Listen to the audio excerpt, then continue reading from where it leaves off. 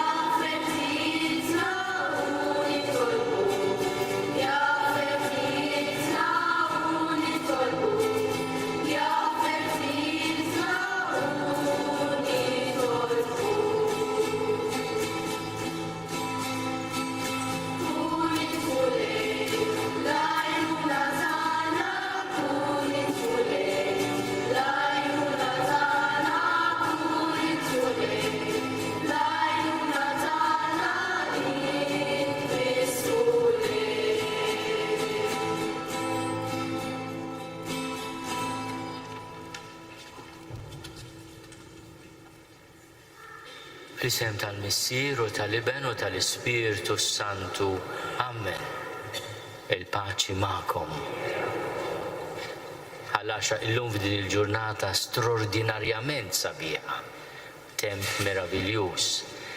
Għandu wkoll il-pjaċir il-Bonġu Malta, aħna insegwu ftit il-Bonġu Malta qabel is-sajf biex inkunu mal-komunità li qiegħda tiċċelebra il-patrimonju tagħha. Imma qegħdin hawnhekk ukoll f'dan ix-xahar ta' April tal-2026 meta din il-parroċċa qiegħda tfakkar l-400 anniversarju mit-twaqqif tagħha mill-Isqof Kaljares, l-Isqof Baltasar Kaljares, kien l-uniku Malti li kien isqof ta' Malta fi żmien il-Kavallieri. Waqaf diversi parroċċi, waħda minnhom din il-parroċċa żgħira ta' Ħalaxa. Qegħdin ukoll fir-rabaħat tal-Għajt li tradizzjonalment huwa wkoll il-ħadd tar-Rajiet Tajjeb bħalma nisemgħu fil-Vanġelu tal-lum, imma wkoll il-ħadd li fih il-Knisja kollha titlob ħafna għal vokazzjonijiet saċerdotali. Llum nitolbu b'mod partikolari din l-intenzjoni wkoll biex il-Mulej jagħtina saċerdoti qaddisin. Nilqa' lil-Father James Sajdon li fid-djoċeżi għandu din il-biċċa xogħol dejjem issir naqriżjed ta' sfida li ikellem iż-żgħażagħ fuq il-vokazzjoni, ħajjarhom iqisu din il-possibilità f'ħajjithom u jekk jiskopru s-sejħa ta' Alla ikollhom il-kuraġġ jgħidulu iva. Ħuti il-kol kemm aħna għandna vokazzjoni, il-vokazzjoni li nieħdu ħsieb xulxin, li nkoll nkunu rajja ta' xulxin. Nixtieq insellem ukoll it-tfal tal-parroċċa, anke dawk li qed jieħdu sehem fil-kor, u nitlob fuqkom biex il-Mulej jagħtikom vokazzjoni sabiħa. L-ikbar vokazzjoni hija li nħobbu lil xulxin, lilna nfusna u lil Alla. Għalhekk jew nitolbu maħfra ta' kemm inqasna mill-imħabba. Mulej ħnina, Kristu ħnina, Mulej ħnina. Iħenna lina Alla li jista' kollox jaffrinna dnubietna u jwassalna l-ħajja ta' dejjem. Glorja l-Alla fil-għoli ta' smewiet u paċi fl-art l-bnedmin ta' dieta tajba. Infaħruk, inberkuk, nadurawk, natuk ġie, irrodulek ħajra l-glorja kbira tiegħek. U li Alla sultan tas-sema, Alla missier li tista' kollox, Mulej iben waħdini Ġesu Kristu, Mulej Alla ħaruf talla bin il-missier. Int li tneħħi d-nubiet tad-dinja ħenna lina, int li tneħħi d-nubiet tad-dinja il-qattal tagħna, int li qiegħed fuq l-lemin tal-missier ħenna lina. Għaliex int waħdek qaddis, int waħdek Mulej, int waħdek il-għoli Ġesu Kristu mal-Ispiritu Santu fil-glorja tal-missier Alla. Amen. Nitolbu. U Alla ta' dejjem li tista' kollox mexxina lejn ix-xirka tal-għena fis-sema. Biex aħna il-merħla ċkejkna tiegħek naslu fejn daħal qabilna ir-raj qawwi tagħna. Bibnek Ġesu Kristu Sidna li Alla u li miegħek jgħixu jsaltan flimkien mal-Ispiritu Santu għal dejjem ta' dejjem.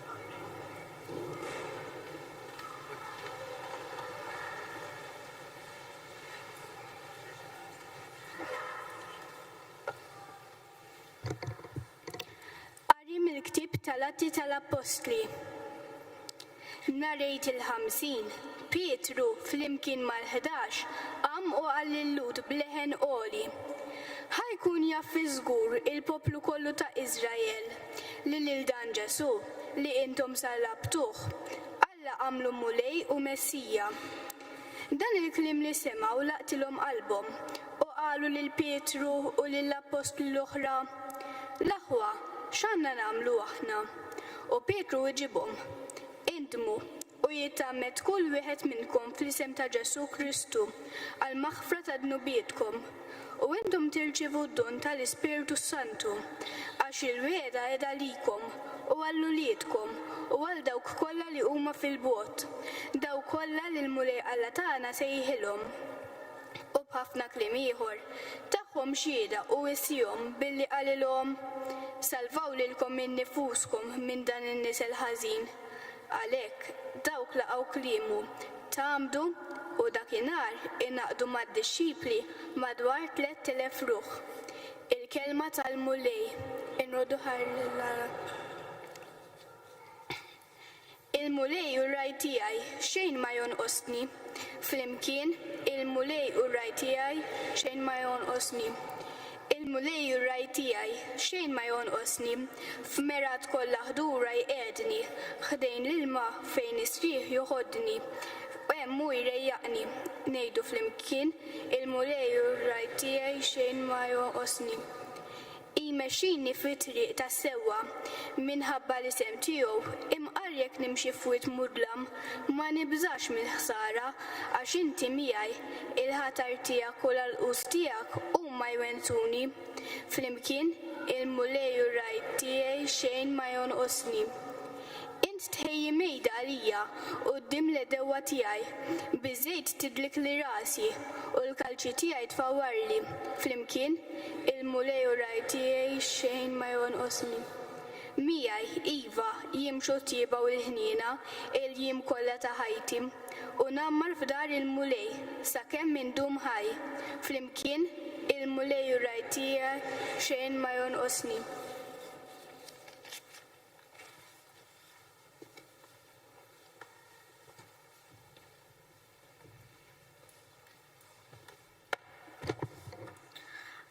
Qari mill-ewwel ittra ta' San Petru Apostlu. Eżis, jekk tagħmlu it-tajjeb u ssofru tbatija bis-sabar, dik tkun grazzja quddiem Alla. Għal dan intom kontum sejħa għax Kristu wkoll bata għalikom u ħallikom eżempju biex timxu fuq il-passi tiegħu. U li ma kien għamel ebda żnub u ebda ma nstab f'ommu meta għajruh ma weġibx bit-tajjir, meta bata ma qedix imma ħalla f'idejn li mħallef ġust. U taba bid-nubietna sa fuq is-salib biex aħna mmutu għad-nubiet u ngħixu għall-ġustizzja. Bil-ġrieħi tiegħu intom fiqtu, intom kontu bħal naċ mitlufa, imma issa rġajtu lura għand ir-raj u l-assis ta' ruħkom, il-kelma tal-mulej, irroddu ħar lill-Alla.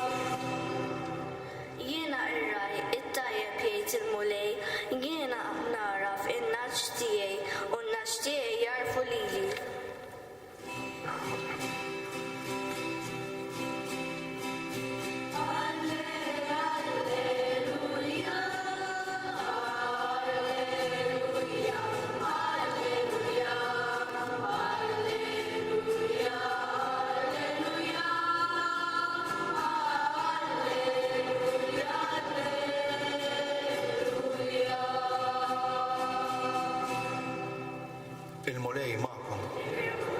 Qari mill-Evanġelju skont San Ġwan.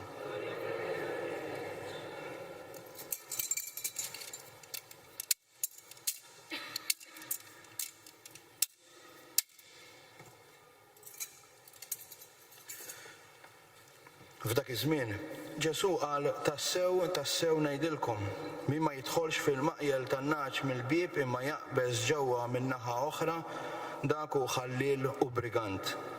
Imma min jidħol mill-bieb hu r-raj tan-naċ. Min ikun mal-bieb lilu jiftaħ. In-naċ minn leħnu jisimgħu u hu jsejjaħ in-naċ tiegħu waħda waħda bisimhom u joħroġhom barra. U meta joħroġ in-naċ tiegħu huma jmur qudiemhom u n-naċ jimxu warajh għax jisimgħu leħnu. Imma wara wieħed barrani ma jimxux, anzi jaħarbu minnu għax leħen barrani ma jafuhx. Din il-parabbola għalilhom Ġesu iżda huma ma femux xrid jgħidilhom biha. Għalhekk Ġesu reġa' qalilhom tassew ngħidilkom, il-bieb tan-naċ huwa jien. Daw kollha li ġew sa issa qabli huma ħallelin u briganti, iżda n-naċ lilhom ma semgħuhomx. Jiena hu l-bieb. Jekk xi ħadd jidħol ġewwa permezz tiegħi jisalva u jidħol u joħroġ u jsib fejn jira. Il-ħallil ma jidħolx jekk mhux biex jisraq u joqtol u jeqret. Jien ġejt biex ikolkom il-ħajja u l-ħajja bil-kotra. il-kelma tal-mulej.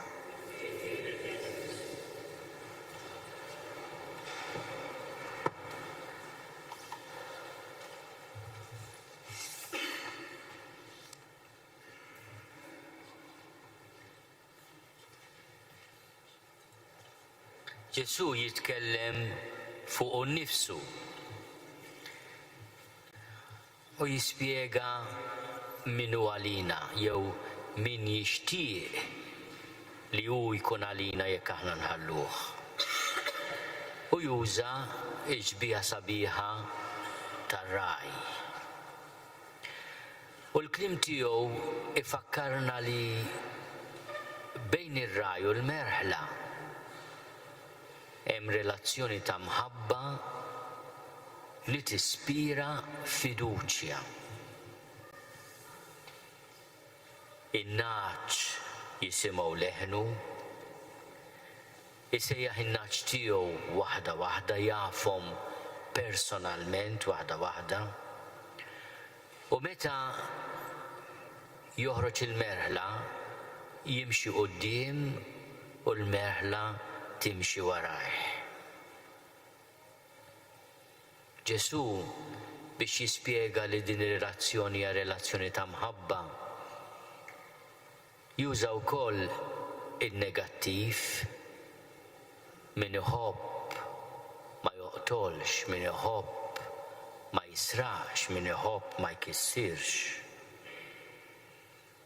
Min iħobb il-leħen tiegħu tisimgħu u tafdaħ. U juża tixbija oħra. Jiena l-bieb. Ma dina xi tfisser. Jekk aħna nifhmu 2000 sena ilu fi żmien Ġesu ir-raj kif kien jiddefendi l-merħla tiegħu, nifhmu eżattament x'rid jgħid din it-tixbija qawwija ħafna. Ir-reċint jew il-maqjel kien ikollu fetħa li minnha jidħlu u joħorġu n-naċ, joħorġu biex jirgħu, jerġgħu jidħlu għall-ken. U r-raj meta l-merħla kienet tkun għall-ken kien jieqaf dik il-fetħa, il-bieb u joqgħod hemmhekk, jistrieħ hemmhekk, jorqod hemmhekk. U hemm minnhom ir-raj stess kien isir il-bieb tal-maqjel jew tar-reċint fejn qed jistkennu in-naċ u l-ħrief tiegħu.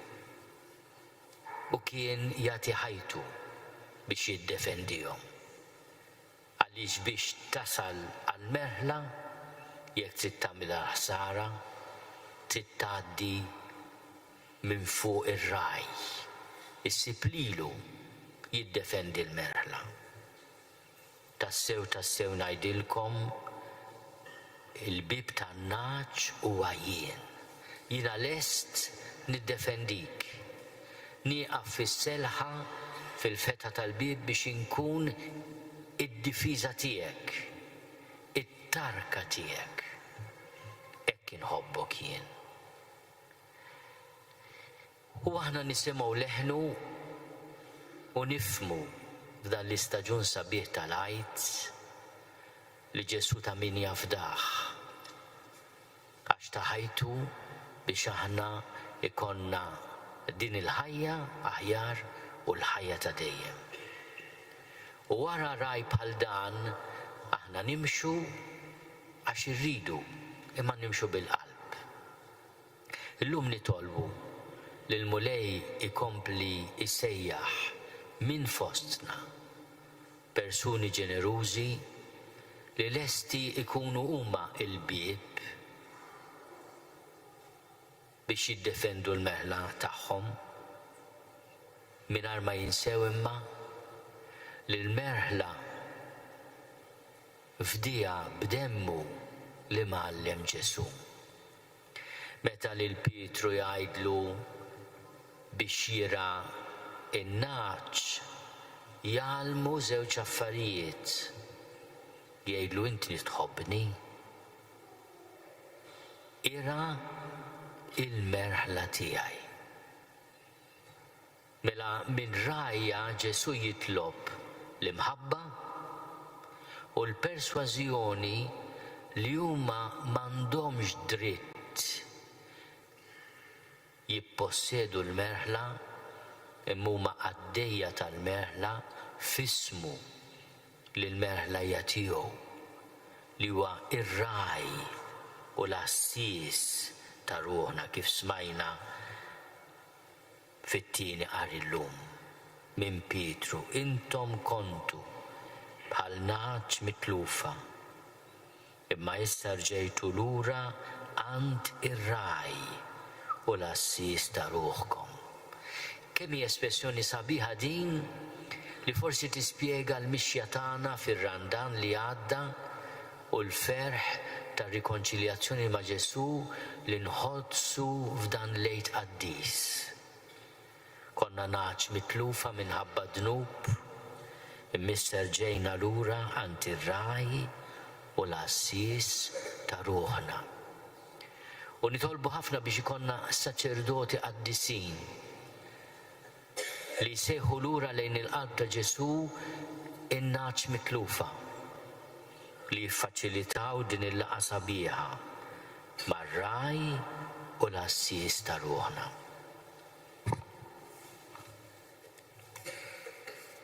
Jiena nemmen f'Alla wieħed il-Missier li jista' kollox li ħalaq is-sema u l-art, dak kollu li jidher u dak li ma jidirx, u f'Mulej wieħed Ġesu Kristu iben waħdini ta' Alla, imnissel minn Missier qabel kull żmien.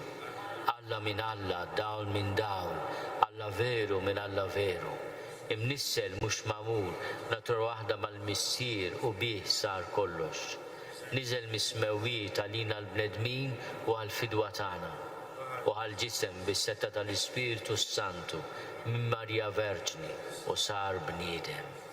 Salbuh għalina bata taħt Pontju Pilatu, mietu difnuh u fit-tielet jum qam minn bejn l-imwiet skont il-kodba mqazza u tela s-sema u qiegħed fuq il-lemin tal-Missier u għandu jerġa' jiġi bil-glorja biex jagħmel mill-ħajjin u mill-mejtin u s-saltna tiegħu ma jkollix tmiem. U fl-Ispiritu Santu mulej li jagħti l-ħajja iġej mill-Missier u mill-Liben li hu meqjum u meġġa flimkien mal-Missier u mal-Liben u li tkellem f'hom il-profeti. U fi Knisja waħda qaddisa Kattolika Apostolika nistqar ma'mudija waħda l-maħfra tad-nubiet u nistenna l-qawma mill-imwiet u l-ħajja ta' żmien li ġej. Amen.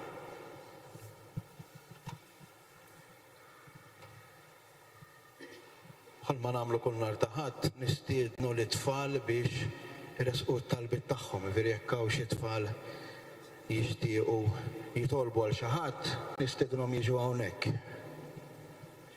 Tibżgħux mill-isqofta.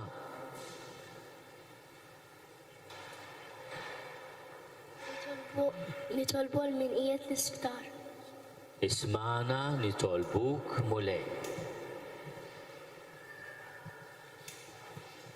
Nitolbu għal min qed jgħix ħajja mhux daqshekk tajba. Nitolbu ismana nitolbuk mulej. Nitolbu għal nies li għaddejjin minn żmien ħażin. Ismana nitolbuk mulej. Nitolbu għal dawk li qegħdin jgħaddu minn żmien diffiċli għal ħajja tagħhom. Ismana nitolbuk mulej. Nitolbu għal paċi fid-din. Nismana nitolbuk mulej. Nitolbu għal min qiegħed fil-gwerra. Ismana nitolbuk mulej. Nitolbu mulejk għat-tfal ta' Dio konu l-buddej. Ismana nitolbuk mulej. Nitolbu għal min qiegħed l-isptar u ħsibhom dejjem. Ismana nitolbuk mulej. Nitolbu għal min qed jistenna biex imur lejn Ġesu. Ismana nitolbuk mulej. Nitolbu biex kulħadd ikun b'saħħtu. Ismana nitolbuk mulej. Nitolbu għal min m'għandux familja. Ismana nitolbuk mulej. Najn il-familja tiegħi biex ikonna familja speċjali. Ismana nitolbuk mulej. Nitolbu għal annimali speċjali dawk li qegħdin mhux tajbin. Ismana nitolbuk mulej. Nitolbu u għal min qed jagħmel xi operazzjoni diffiċli.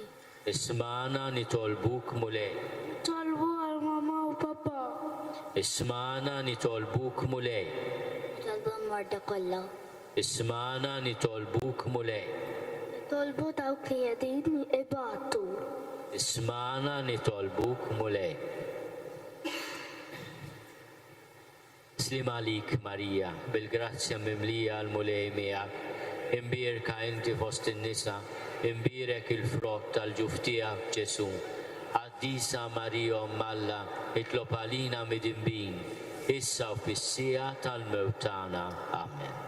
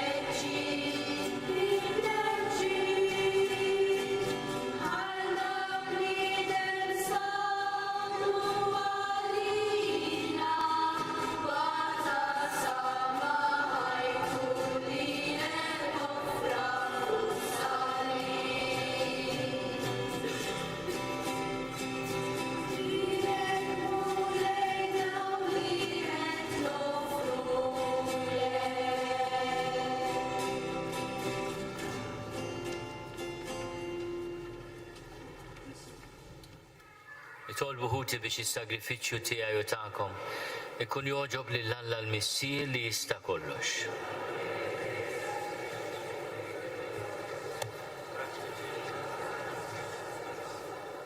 Għatina mulej li dawn il-misteri tal-għajt jaqanqluna dejjem ħalli nordulek ħajr biex il-fidwa li inti tajtna tibqa' taħdem fina bla qiegħda u tkun għalina għajn ta' ferħ bla tmiem bi Kristu sibna.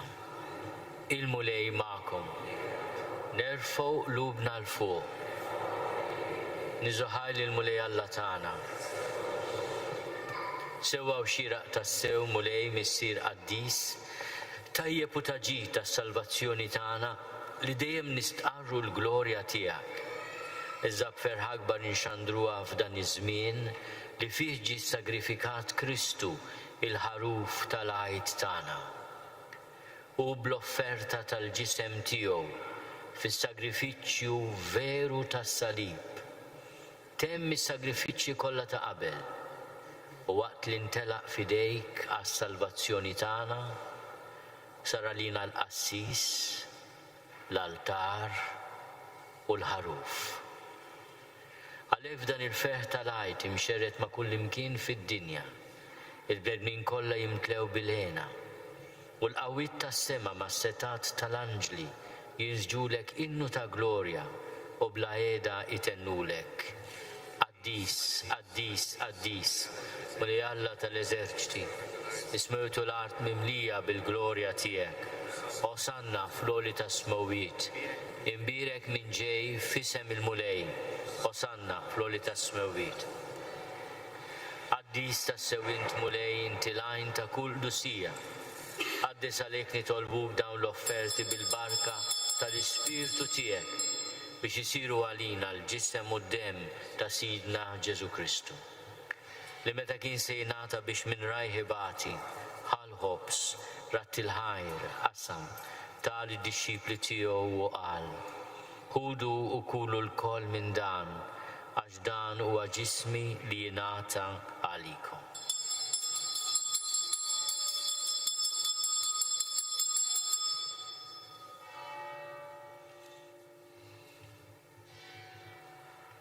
Ekk ukoll wara l-ikla għall-kalċi reġa' ratti l-ħajr tal id-disċipli tiegħu qal.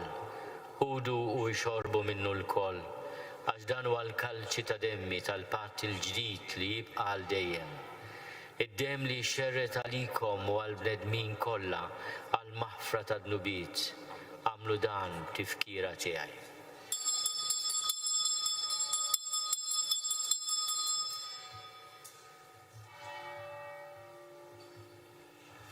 Dan hu l-misteru tal-fidi.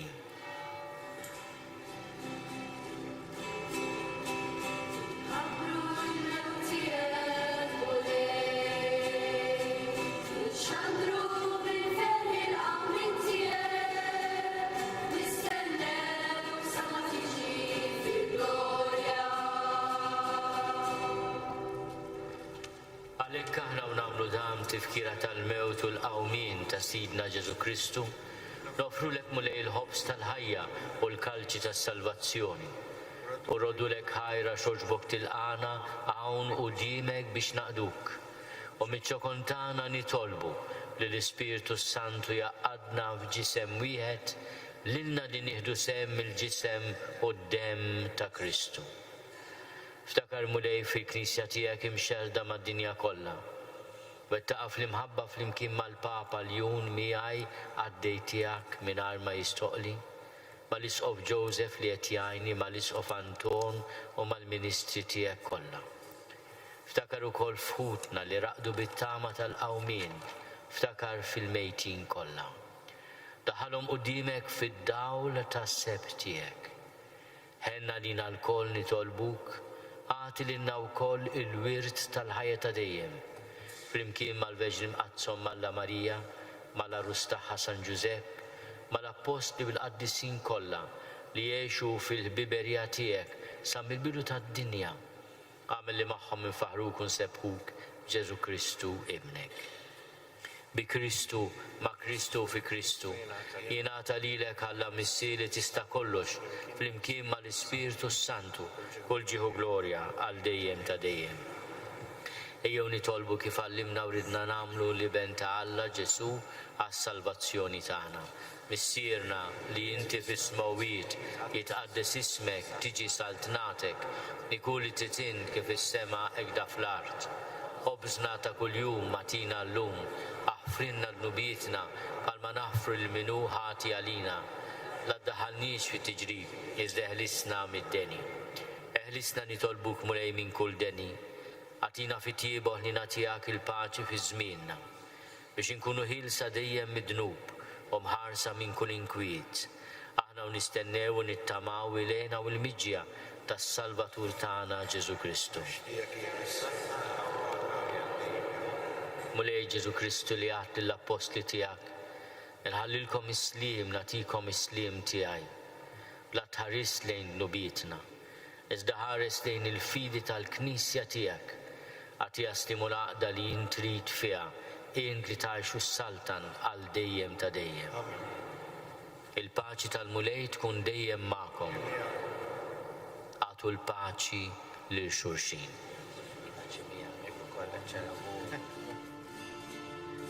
Yeah.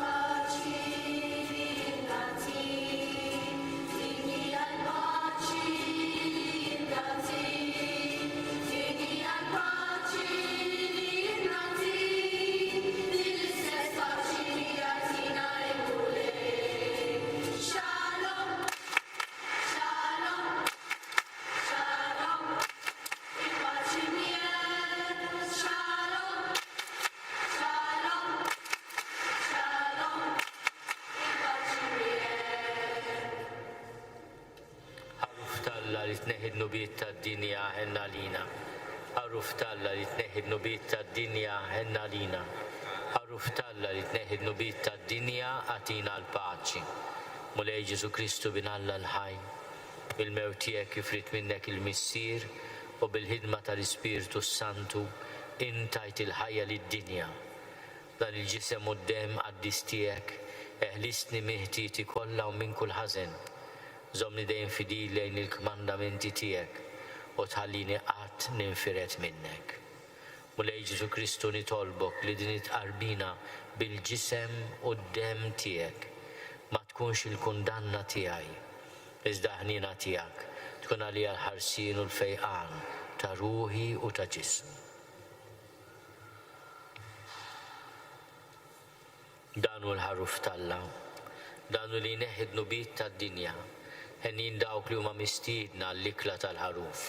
Mulej ma jistoqlix titħol taħt is-saqaf tiegħi, iżda biss kelma waħda u ruħi tkun infejqa.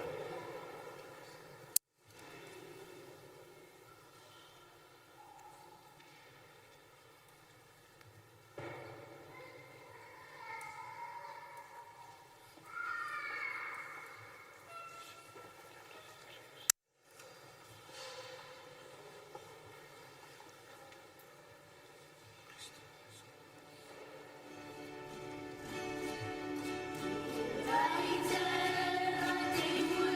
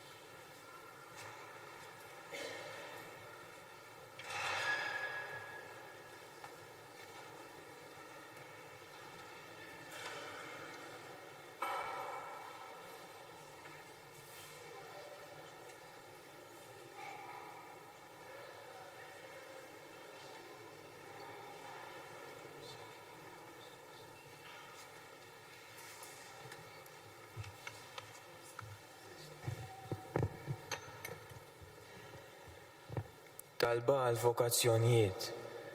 Mulej, missier ta' Sina Ġesu Kristu, li qal li s-sat huwa kbir iżda ħaddiem huwa ftit. Nitolbuk li tibgħat aktar ħaddiema ħsat tiegħek. Għamel li żgħażagħ tagħna jkunu dejjem aktar ġenerużi għas-sejħa tiegħek. Imla l-ġenituri bil-fidi, bl-imħabba u bl-ispirtu tas-sagrifiċċju biex joffru lil uliedhom għas-servizz tiegħek u jifirħu meta xi ħadd minnhom ikun imsejjaħ għal ħajja konsagrata lilek. Bibnek Ġesu Kristu Sidna.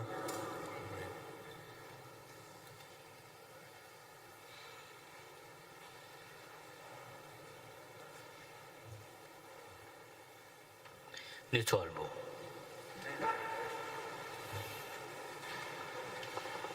Mulej inti r-raj it-tajjeb tagħna tixħed ħarsa taslim lejn il-merħla tiegħek u qiegħed fil-merat ta' dejjem in-naċ li fdejt bid-demm għażiż ta' ibnek li għajx u jsaltan għal dejjem ta' dejjem.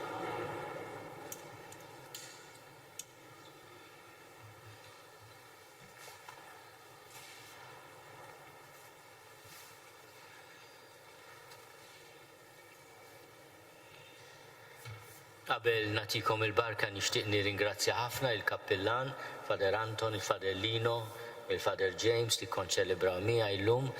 Nirringrazzja lilek ukoll spettablu sindku u l-Kunsilliera lilkom il-koll li nġbartu biex niċċelebraw jum il-mulej.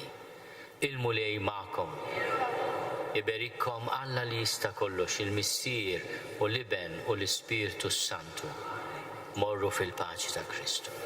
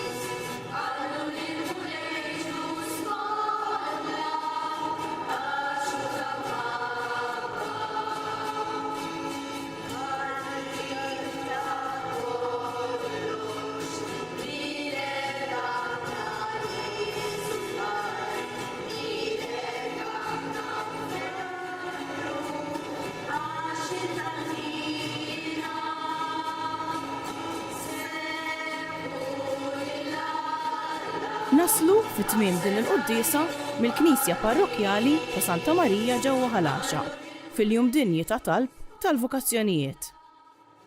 Nitolbuk mulej ejna biex nilqgħu l-istedina tal-Papa u nimpenjaw ruħna ħalli nħolqu ambjenti li jippermettu li d-don tal-vokazzjoni jitħaddan, jitħares u jkun akkumpanjat sabiex jagħti l-frott tant mixtieq. Ejn mulej ukoll iż-żgħażagħ jiftħu qalbhom u jaċċettaw id-don tas-sejħa tiegħek għal ħajja saċerdotali jew reliġjuża. Inħeġġukom sabiex iżommu fit-talb tagħkom li 3 djakni ġodda li se jkollha l-Knisja f'Malta nhar is-Sibt li ġej 2 ta' Mejju. Il-quddies tal-ordinazzjoni djakonali se ssir fid-9:09 ta' filgħodu ġewwa l-Konkatedral ta' San Ġwan fil-Belt Valletta. Tixxandar fuq knisja.mt u newsbook.com.mt. Kulħadd mistieden jattendi għal din iċ-ċelebrazzjoni. Nawguraw lil kulħadd il-ħadd it-tajjeb mimli saħħa u barka mill-mulej.